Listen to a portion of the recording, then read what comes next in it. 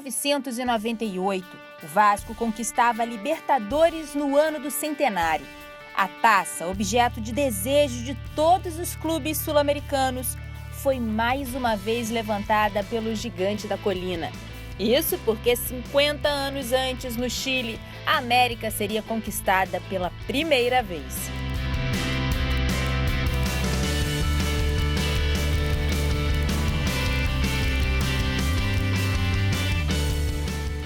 No final da década de 40, surgia a ideia de apontar o melhor time da América do Sul. Para isso, os dirigentes do Colo-Colo organizaram um torneio com os campeões nacionais do continente, num sistema de pontos corridos, em turno único. A competição contou com o apoio do presidente da Conmebol, Luiz Valenzuela. Ele estava diretamente relacionado com o evento, organizando, intervindo com as federações, por exemplo, o Vasco, como era a base da seleção brasileira, a CBD à época, estava pressionando para que o Vasco voltasse para o Brasil e os seus jogadores fossem para a seleção brasileira, que iria iniciar um campeonato poucos dias depois do Sul-Americano.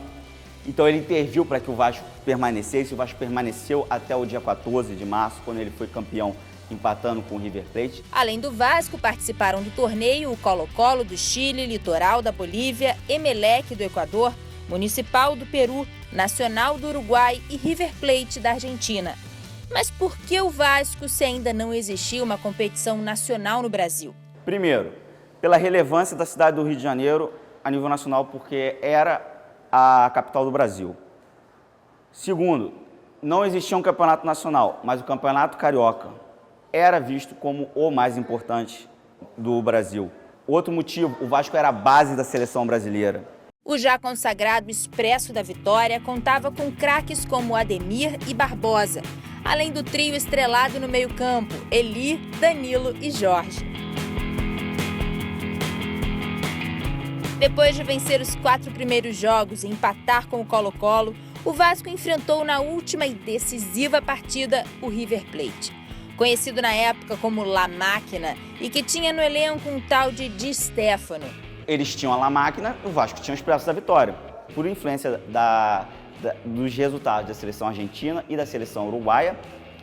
Nacional e River eram apontados como os grandes futuros que poderiam ser campeões.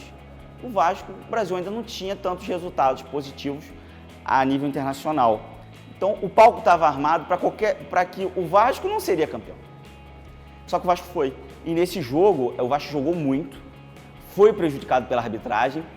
Por exemplo, teve um gol do Vasco que foi mal anulado. Isso tanto a crônica brasileira, esportiva brasileira, chilena, questiona que, de fato, o gol foi legal.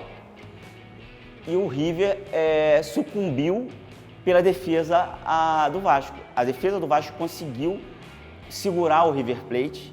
O ataque do Vasco foi efetivo, tanto que marcou o gol que foi invalidado. Era para o Vasco ter vencido aquele jogo, mas de qualquer forma ele não venceu, mas empatou e foi campeão invicto. Assim, no dia 14 de março de 1948, o Vasco conquistava o primeiro campeonato sul-americano de campeões. Jornais da época aclamavam a vitória do Brasil no exterior. Por que os jornais apontavam isso? Aí você vê a carência de títulos da seleção brasileira e de outros clubes a nível internacional e fora do Brasil. Para que não ficasse aquela ideia assim, só ganha porque está jogando em casa. Então, como havia toda aquela carência, o título do Vasco foi o primeiro de um clube brasileiro fora do Brasil. Inclusive, a própria seleção brasileira só seria campeã fora do Brasil em 52, num Pan-Americano. Em 96, o Vasco se mobilizou para tornar a conquista reconhecida pela entidade máxima do futebol sul-americano. Uma pesquisa realizada dentro do clube e um dossiê foi entregue para as autoridades da Conmebol. Primeiro partiu de reunir-se documentos aqui no clube, o que tinha, o que não tinha.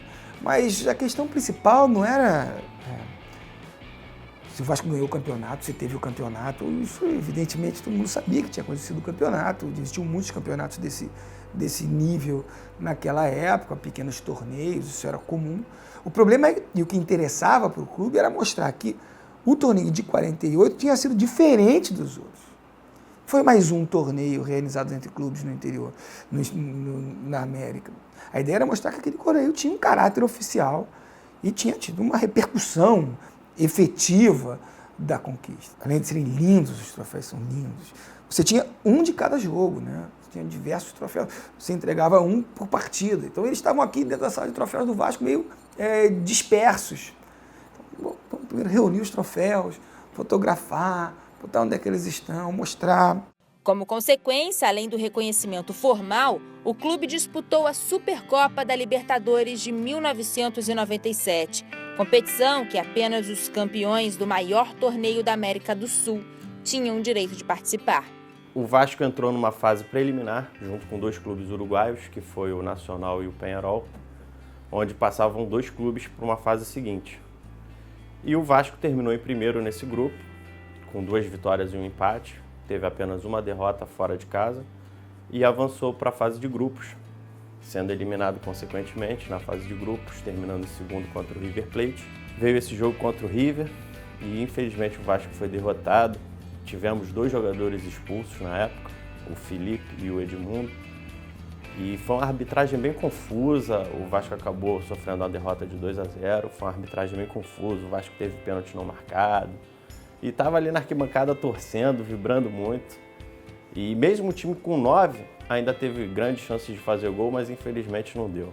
O bom é que a nossa vingança veio no ano seguinte, lá no Monumental, né? Em 2013, o site da Conmebol fez uma referência à Copa vencida pelo Vasco na página dos títulos da Libertadores. Um capítulo histórico do único clube carioca bicampeão da América. É importante para o torcedor, aos poucos, compreender, se identificar com a história do clube, se identificar com o que esse clube tem de diferente. É bacana ver como é que... Anos mais tarde, já profissional de história, eu estava no Chile e falei, agora eu vou... No meio daquela pesquisinha, por acaso, o período que eu trabalho, também anos 40 e 50, fui lá pesquisando nos jornais, aí apareceu lá uma notícia, uma foto do Vasco. Falei, caramba, o Vasco de novo. Pois é, torneio de 48. Aí fui lá, a cobertura nos jornais chilenos também é impressionante. É muito bacana. E aí mostra como é que o impacto e a relevância do torneio. A Copa dos Campeões da América, que se tornou a Copa Libertadores da América, porque o nome inicial não era Copa Libertadores, ela surge num amadurecimento das federações, das confederações, da necessidade de você ter um campeonato que fosse regular e apontasse o campeão da América. É óbvio que eles se inspiraram no Sul-Americano de 1948. Os homens que ajudaram a organizar estavam ali, estavam presentes. E é esse campeonato que vai ser o precursor da Libertadores, porque a ideia-chave é apontar um campeão da América, um campeão continental. Essa é a ideia-chave. Qual foi o primeiro campeonato? O Campeonato Sul-Americano de 1948.